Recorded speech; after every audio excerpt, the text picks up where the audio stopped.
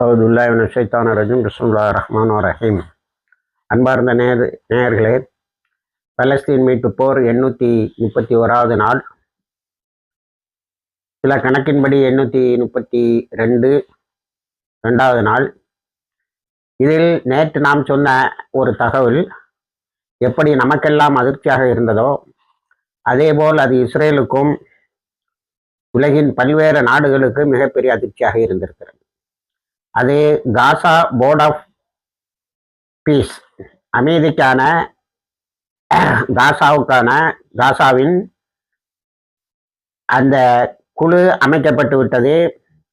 அதனுடைய எக்ஸிக்யூட்டிவ் போர்டில் தலைவராக சாத்தி என்ற டாக்டர் இன்ஜினியர் முகமது ஹமீத் சாத்தி என்பவர் நியமிக்கப்பட்டிருக்கிறார். வெள்ளிக்கிழமை முதல் கூட்டம் கெய்ரோவில். அதே நாளில் அவர் காசாவில் 1 வருடத்துக்கு போதுமான பட்ஜெட்டை எனக்கு தந்து விட்டார்கள் ஃப்ரம் டொனார் நேஷன்ஸ். ஆகவே நான் பணிகளை தொடங்க போகிறேன் என்று சொன்னார். இது ஒரு அதிசயமான செய்தி. அடுத்தால தொடுத்து எக்ஸிக்யூட்டிவ் போர்டு, அதாவது பீஸ் பிளானுக்கும், இதை நம்ம இன்டர்நேஷனல் ஸ்டெபிலைசேஷன் ஃபோர்ஸ்னு ஒன்று சொல்லுவாங்க இல்லையா, ISF, அதுக்கும் சேர்த்து எடுத்துக்கலாம். ஆனால் அதுக்கு அவர் தனியாக தான் இன்னொரு போர்டு போடுவோன்னு சொல்லியிருக்காரு. அந்த போர்டில் ட்ரம்ப் சேர்மன், அதுக்கு ஒரு எக்ஸிக்யூட்டிவ் போர்டு, ஒரு executive board national committee for the administration of Gaza, அதுக்கு டாக்டர் இன்ஜினியர் சாத்தி. இந்த போர்டுக்கு, போர்ட் ஆஃப் பீஸுக்கு ட்ரம்ப் சேர்மன், அவருக்கு கீழே ஒரு எக்ஸிக்யூட்டிவ் போர்டு. அதில் யாரெல்லாம் இருக்கான்னா, US செக்ரட்டரி ஆஃப் ஸ்டேட்டு, அதாவது அமெரிக்காவின் உள்நாட்டு அமைச்சர் மோரியோ ரூபியோ, விட்காஃப், இவர் தான் அமெரிக்காவினுடைய தூதுவர் ஃபார் மிடில் ஈஸ்ட்டு, மத்திய கிழக்கு நாடுகளுக்கான அமெரிக்காவினுடைய சிறப்பு தூதுவர். அடுத்தது ஜெரார்ட் குஷார், ட்ரம்ப்போடைய மருமகன். அடுத்தது ஹமாஸே வேண்டான்னு சொன்ன former UK prime minister Tony Blair. அடுத்தது வேர்ல்டு பேங்க் குரூப் பிரசிடென்ட், அதாவது உலக வங்கியின் தலைவர் அஜய் பர்கர். அடுத்தது ஒரு அமெரிக்காவினுடைய பில்லியனர் மார்க் ரோவான். அவரு கூட ஒரு இஸ்ரேலுடைய மிகப்பெரிய வியாபாரியும் சேர்ந்து ரிகன்ஸ்ட்ரக்ஷன் அண்ட் இன்வெஸ்ட்மெண்ட்னு சொல்லியிருக்காங்க. US political adviser Robert Gabriel. அடுத்தது கவர்னன்ஸ், இவங்க எதெல்லாம் பார்ப்பாங்கன்னா, governance, regional coordination, financing and investment, reconstruction. இதில் கத்தரில் இருந்து வெட்டரன் கத்தரி டிப்ளமேட் அல் தவாடி என்பவர் இருக்கிறார். இது காசா எக்ஸிக்யூட்டிவ் போர்ட்லேயே வரார். அவர் காசாவில் நிர்வகிக்கக்கூடிய கட்டுமான பணிகளை கவனிக்கக்கூடிய ஷாத்திக்கு உதவியாகவும் இவர் இருப்பார். அப்போ கத்தாரில் இருந்தால் நிறைய பணத்தை வாங்குவானுவான் அல் தாடி. இந்த பல்கேரியாவில் நேற்று நான் அவங்கள்ட்ட சொன்னேன், பல்கேரியாவில் இருந்து ஒரு ஸ்பெஷல் டிப்ளமேட்டை போட்டாங்களே, நிக்கோலே மெடிகைன் என்பவரை, அவரை இப்போ திரும்ப கொண்டு வந்திருக்காங்க. அவரும் இந்த காசாவில் இருந்து இஸ்ரேல் வெளியே போறதை கண்காணிப்பதில் ஒரு உறுப்பினராக இருப்பார். இப்போ இது பெரிய ஆச்சரியமும் அதிர்ச்சியும் என்னவென்று சொன்னால், அதாவது இஸ்ரேலுடைய இன்டர்நேஷனல் கிரிமினல் நத்தியானுவ ஆடி போயிருக்கான். என்ன சொல்றான்னா, என்ன கேட்காமலே ட்ரம்ப் எல்லாத்தையும் போட்டாரு, யூனிலேட்டரலா முடிவு எடுக்கிறாரு. அப்ப என்ன செய்யணும்?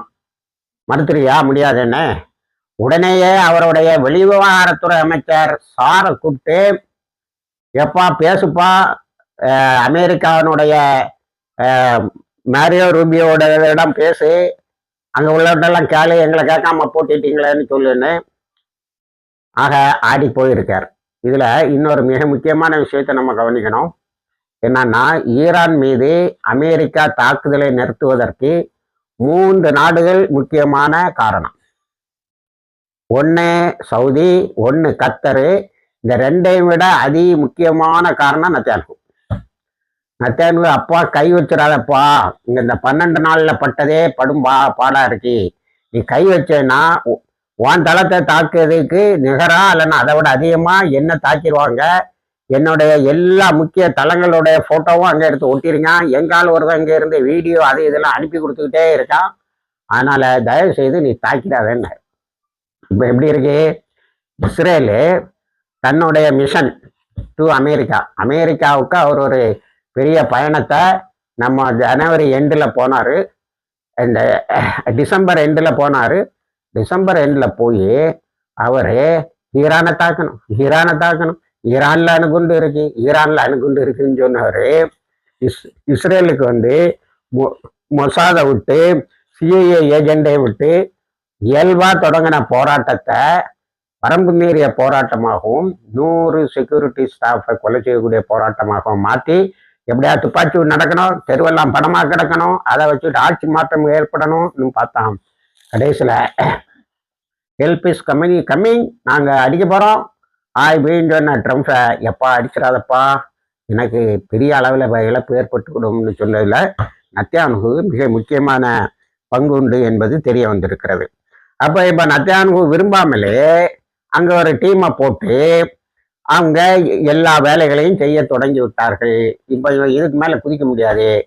இதில் முக்கியமாக இன்னைக்கு வந்திருக்க தகவல் என்ன, ரஃபா கிராசிங்கை ஒழுங்காக ஓப்பன் பண்ணு இல்லைன்னா ஓப்பன் பண்ணுவோம். ஆக இஸ்ரேல் வேறு வழி இல்லாமல் ஒரு பெரிய சரணடைவுக்கு தயாராகி கொண்டிருக்கிறது என்பதுதான் உண்மை. அடுத்தது நம்ம பாலஸ்தீன இஸ்லாமிய ஜிஹாத் வந்து ஒரு இதை சொல்லியிருக்கு. இந்த போர்டு கொஞ்சம் நியாயமா தெரிந்தாலும் எங்களுக்கு இதுக்கு பின்னாடி ஒரு பெரிய பிளான் இருக்குமோன்னு ஒரு சந்தேகமா இருக்குன்னு. ஹமாஸு வரவேற்றிருக்கீங்கிற நான் நேற்று உங்களுக்கு சொன்னேன். அப்போ இவங்களுக்கு பாலஸ்தீன இஸ்லாமிய ஜிஹாதோடைய சந்தேகம் இருக்கணும், சந்தேக கண்ணோட பார்க்கணும். அதுக்காக எல்லாத்தையும் கவுத்துறக்கூடாது. இந்த ரிகன்ஸ்ட்ரக்ஷனும் அதை விட முக்கியமாக காசாவிலிருந்து இஸ்ரேல் வெளியே போவதும் மிக முக்கியம்.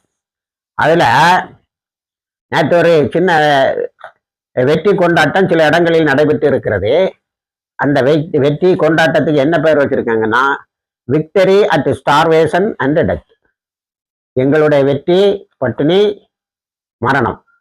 டெய்லி 2 பேரை கொள்றான். இப்போ இந்த பிளான் டேக் ஆஃப் ஆன பிறகும் ஒரு குழந்தை இறந்துருக்கு, இன்னொரு குழந்தை வந்து பனியில் இறந்து போனதா சொல்றாங்க. அப்போ இந்த டெத் அண்ட் ஸ்டார்வேஷனுக்கு இடையில ஒரு சின்ன வெற்றியும் கிடைத்திருக்கிறது என்று அந்த மக்கள் வரவேற்கிறார்கள். இல்லை இந்த இன்வெஸ்ட்மெண்ட் பிளான் இருக்கு பாருங்க, இந்த இன்வெஸ்ட்மெண்ட் பிளான் தான் கொஞ்சம் நமக்கே நெருடலாக இருக்கு, எப்படி அது இன்வெஸ்ட்மெண்ட் வரும்னு. ஆனால் இன்வெஸ்ட்மெண்ட் வரணும், சும்மா வெறும்னா ரிகன்ஸ்ட்ரக்ட் பண்ணி வெளியில இருந்த பணத்தை கொண்டு வந்து கட்டடத்தை கட்டிட்டு இருந்தால் போதாது. தொழில்கள் ஆரம்பித்தாதான் அந்த மக்களுக்கு மக்களுடைய வியாபாரங்கள் வளரும், மக்களுடைய பொருளாதார நடவடிக்கைகள் விறுவிறுப்படையும். எங்கே வெளியில இருந்து 4 பேர் பேங்குக்கு பணம் அனுப்பி அந்த பணத்தை தின்னுட்டு இருக்கிறத விட அங்கே 4 இன்வெஸ்ட்மெண்ட் நடந்தால் நன்றாக இருக்கும். இதுல நமக்கு ஆறுதல் தர வேண்டிய அல்லது உறுதியாக நாம் இருக்க வேண்டிய மிக முக்கியமான விஷயம் என்னவென்று சொன்னால், காசாவினுடைய இன்டர்னல் அட்மினிஸ்ட்ரேஷன் முழுக்க இந்த national committee for the administration of காசால இருக்கு. அதுக்கு தலைவர் டாக்டர் அப்துல் ஹமீத் ஷாஃபி. அவர் தான் அதை கவனிப்பாரு. அதனால இன்டர்னல் அட்மினிஸ்ட்ரேஷன் ஃபுல்லா இவங்க கையில இருக்கு, பாலஸ்தீனர்கள் கையில இருக்கு. அதுல மறைமுகமாக ஹமாஸோட ரெப்ரசன்டேட்டிவ்ஸும் இருக்கிறாங்கிறதா நமக்கு கிடைக்கக்கூடிய செய்தி. ஆனால் ஹமாஸ் ரொம்ப சாதுரியமாக இதையெல்லாம் கண்காணித்து கொண்டு இருக்கிறது. இப்போ இந்த டிஸ்ஆர்மமெண்ட் மட்டும்தான் அவங்களுக்கு கொஞ்சம் சிக்கலாக இருக்கணும். ஆனால் அதை ட்ரம்ப் வந்து எப்படி சொல்லியிருக்காருன்னா, அவங்களுக்கு வேண்டிய கத்தரு, எகிப்து, துருக்கி இவங்கெல்லாம் பேசி ஒரு சுமூகமான முடிவுக்கு வருவார்கள் என்றுதான் சொல்லியிருக்கிறது. எனவே என்ன இருந்தாலும் டக்குன்னு இதை முடிஞ்சது நமக்கு மிகப்பெரியதொரு சந்தோஷம். இப்போ மேக்கரை பெருசாக ஆக்கிரமிச்சுட்டு இருந்தான் பாருங்க. நேற்று முந்தா நாள் 19 தாக்குதல், அதை நேற்று சொன்னா நேற்று 14 தாக்குதல் போராளிகள் நடத்தியிருக்காங்க. அங்கேயும் ஒரு பீஸ் கவுன்சில் வரும் போல தெரியுது, பீஸ் போர்டு. அதுக்கு பிறகுதான் இவன் அந்த ஆக்கிரமிப்புகளை நிறுத்த வேண்டியது வரும். இதனிடையே அல் அக்ஸா பள்ளிவாசலில் வெள்ளிக்கிழமை 65,000 பேர் தொழுது இருக்கிறார்கள். மஹராஜ் அல்லது இசா என்று சொல்லக்கூடிய அந்த தொலைதூரத்தில் இருக்கப்பட்ட பள்ளிவாசல், அல்லாஹ் குரானில் சொல்லக்கூடிய அந்த பள்ளிவாசலில் 70,000 பேர் கூடியிருக்காங்க. அவ்வளவு கெடுபிடிகளும் கடந்து, அதாவது மக்கள் அதை ஒரு லட்சியமாக எடுத்துக்கொண்டு அந்த பள்ளிவாசலுக்கு போயிருக்காங்க. இது நமக்கு எவ்வளவு முக்கியமான ஒரு முதல் கிபிலா. இதை யூதர்கள் தடம் தெரியாமல் ஆக்குவதற்கு நாம் விடவே கூடாதுன்னு போயிருக்காங்க. இதை அங்கே உள்ள தலைமை இமாம் ஜும்மா ஜும்மா தொழுகையிலையும் சொல்லியிருக்கிறார்கள். மெஹராஜ் இரவின் போது நடைபெற்ற சிறப்பான தொழுகைகள் துவாக்கள் இவற்றிலும் அவர் அதை சொல்லியிருக்கிறார். ஆக இப்போ இது ஒரு சுமூகமான நிலையை எட்டுகிறது. இப்போ பேக் டு இஸ்ரேல் பயங்கர குழப்பத்தில் இருக்கு. ஏன்னா நேற்று 2-3 இஸ்ரேலிய இராணுவத்தினர் தற்கொலை பண்ணியிருக்கானோ, எதுக்குன்னு தெரியல. எல்லாமே முடிஞ்சு காசாலே இருந்து வெளியில வரக்கூடிய பேச்சுவார்த்தை அடிபடுகிறது. இப்ப அப்படிதான் நம்ம சொல்லணும். ஆனா அவன் வெறியோட இருக்கான் காசா வச்சுக்கணும்னா அது நடக்காது. ஒரு இன்டர்நேஷனல்லா ஒரு கமிட்டி இது கையில் எடுக்குது. அடுத்தது என்ட்ரோகனே அதில் கலந்துக்கிற சொல்லி ட்ரம்ப் அழைத்ததாக தெரிகிறது. அப்போ அடுத்தது ஈரான்ல நடந்துகிட்டு இருக்கக்கூடிய அந்த பெரிய போராட்டம், இப்போ அந்த அரசாங்கத்துக்கு ஆதரவாக பெரியதொரு போராட்டம் நடக்கும். இதுலதான் லட்சக்கணக்கில் இல்லை, சொல்ல போனா ஒரு 50-60 லட்சம் மக்கள் கூடியிருக்கிறார்கள். அதை மீடியா அப்படியே மறைச்சிட்டு ட்ரம்ப் எல்லாம் பொய் சொல்லாரு. 800 பேரை தூக்கில போனாங்க, இதெல்லாம் போய் அங்க 2500 பேர் கொலை செய்யப்பட்டார்கள் என்பதும் பொய். அதாவது என்ன சொல்றாங்க, நான் ட்ரம்ப் வாயில வந்ததெல்லாம் சொல்றாரு. இதுல நீங்க ஒரு இதை நம்ம நேயர்கள் என்ன மனசுல வச்சுன்னு அடிக்கடி சொல்லுவேன், lies, wars and dead bodies. இன்னும் ஒரு பெரிய காமெண்டியமே பப்ளிஷ் ஆகி அதுல சில பகுதிகளை நான் வைகிற வெளிச்சம் பத்திரிகையில் போட்டு இருக்கிறேன். சதாம் ஹுசேனை கொலை செய்யறதுக்கு ஒரு பொய், வெப்பன்ஸ் ஆஃப் மாஸ் டெஸ்ட்ரக்ஷன் இருக்குன்னு. ஆப்கானிஸ்தான் மீது போர் தொடுப்பதற்கு ஒரு பயங்கரமான பொய், பின்லேடனை ஒழிச்சு வச்சிருக்காங்க. இப்படி பொய்களை சொல்லி மக்களை கொலை செய்வதும் அந்த நாடுகளை ஆக்கிரமிப்பதும் இஸ்லாத்தை முன்வைத்து போராடுபவர்களிடம் தோற்று போவது அமெரிக்காவுக்கு கை வந்த கலை. அப்படித்தான் இப்போ 86 வயதான, இப்படிதான் பத்திரிகையில உலக ஊடகங்கள் அத்தனை எழுதுது, 86 வயதான சையத் அலி காமினி தலைமை இமாம் அவர்களிடம், ஈரானின் தலைமை இமாம் அவர்களிடம் ட்ரம்ப் 2வது முறையாக சரணடைந்து இருக்கிறார். எப்போ 12 நாள் யுத்தத்துல கடைசியில உதைத்ங்கிற அந்த கத்தருடைய உதைதுங்கிற அந்த தளத்தை அடித்த உடனே டொப்புன்னு சரண்டர் ஆனாரு.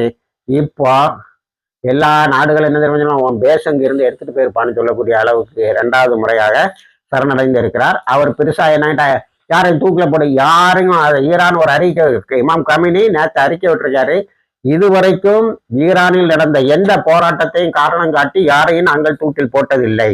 பட் யாரெல்லாம் பாதுகாப்பு காவல்துறையினரை கொலை செய்வதற்கு காரணமாக இருந்தார்களோ அவர்களுக்கு மரண தண்டனை இருக்கிறது விசாரணைக்கு பிறகு. அதை தெளிவா சொல்லிட்டாரு. 2வது ட்ரம்ப சொல்லும்போது டெரரிஸ்ட் ட்ரம்ப்னு தான் சொல்லாரு. இந்த அங்க யாராவது 10 பேரோ 20 பேரோ 100 பேரோ 200 பேரோ இறந்திருந்தா ஈரான்ல இந்த போராட்டத்தின் போது ட்ரம்ப் இஸ் த கல்பிரிட்னே சொல்லிட்டார். ட்ரம்ப் தான் கல்பிரிட்டன். அதாவது ட்ரம்ப் நேற்று அறிக்கை விடுறாரு, நான் ஈரானோடு எனக்கு எந்த பிரச்சனையும் இல்லை, சுமூகம் ஆயிட்டோம்னு. அதே நாள்ல அதே நேரத்துல இமாம் சையத் அலி காமினி அவர்கள் சொல்றார், Trump is the culprit, he is a terrorist. அவர் ஒரு தீவிரவாதி. எப்படி வெனிசுலாவை கையகப்படுத்தினானா கிரீன்லாண்டை கையகப்படுத்தணும்னு சொன்னானா அதே மாதிரி ஈரானையும் கையகப்படுத்தலான்னு வந்தாங்க. அதாவது முதல்ல 1953ல தேர்ந்தெடுக்கப்பட்ட ஆட்சியை கவுத்தாங்க. இப்பவும் அதே மாதிரி ஒரு முயற்சியை பண்ணாங்க. இதெல்லாம் மன்னர் ஆட்சியை திரும்ப கொண்டு வந்து கொள்ளையடிப்பதற்கான திட்டம். ஆனால் அது முடியல. கடைசியில ட்ரம்ப்புக்கு ஒரு இது என்ன தெரியுமா, இந்த மன்னருடைய வாரிசு போயிருந்து எதிர்கட்சி மாதிரி இருந்துட்டு இருக்கானா பாருங்க, அவங்களுக்கு எவ்வளவு ஆதரவு இருக்குன்னு கணக்கு பார்த்துருக்கான். அவங்களுக்கு எந்த பெரிய அளவுல சப்போர்ட்டும் இல்லை. இப்ப இருக்கக்கூடிய இஸ்லாமிய ஆட்சிக்கு தான் அதிகமான சப்போர்ட் இருக்குன்னு தெரிஞ்சதும் 4வது 5வது ஒரு காரணம் ஈரான் மீது தாக்குதலை நடத்தாமல் இருப்பதற்கு. அடுத்தது இப்ப கத்தருக்கு என்னன்னா, கத்தர் கொஞ்சம் அதிகமான பயத்துல இருக்கு. அது என்னன்னா, இப்போ அல் உதைதுன்னு சொல்லக்கூடிய அமெரிக்காவுடைய பேஸ் இருக்கு பத்தியெல்லாம், அதை அவன் என்ன செய்திருக்கான், அன்னைக்கு நைட்டு ஷெரட்டன் ஹோட்டல் என்ற ஒரு பெரிய உல்லாச விடுதிக்கு மாத்திருக்கிறான். அதுல decisive and fateful attack from ஐஆர்ஜிசின்னு சொன்னது இந்த ஹோட்டல்ல தான் சொல்லியிருக்காங்க. இங்கதான் ஆளுகள் இருக்கிறாங்கன்னு. இதுக்கு அவன் என்ன செய்திருக்கான், அந்த ஸ்டாஃப்களை மாத்தினது மட்டும் இல்ல, அந்த ஸ்ட்ராட்டஜியான டிசிஷன் எடுக்கிற கம்ப்யூட்டர் அது இதெல்லாம் வச்சிருக்கக்கூடிய நவீன கருவிகள் எல்லாம் வச்சிருக்கக்கூடிய அந்த ரூமையும் இந்த ஹோட்டலுக்கு தான் மாத்திருக்கான். ஒரு ஹோட்டல் அடித்தா எல்லாம் முடிஞ்சு போயிடும்ங்கிற நிலையில் தான் இருந்திருக்கு. அதனால ஹோட்டலில் இருந்த மற்ற மக்கள் எல்லாம் ஓடி போய் விட்டார்கள். இது ட்ரம்புக்கு கிடைத்த மிகப்பெரியதொரு அடி. இப்படி ட்ரம்ப் பெரிய அளவில் ஒரு தோல்வியை சந்தித்து இப்பொழுது சமூகமாகிவிட்டது உறவு என அறிவித்திருக்கிறார். காசாவில் நல்லது நடக்கும் என எதிர்பார்ப்போம். அதற்காக துவா செய்வோம். இணைந்திருங்கள். தகவல் எல்லாம் தருகிறோம். வாய்ஸ் தவானால் அல்ஹம்துலில்லாஹி ரப்பில் ஆலமீன்.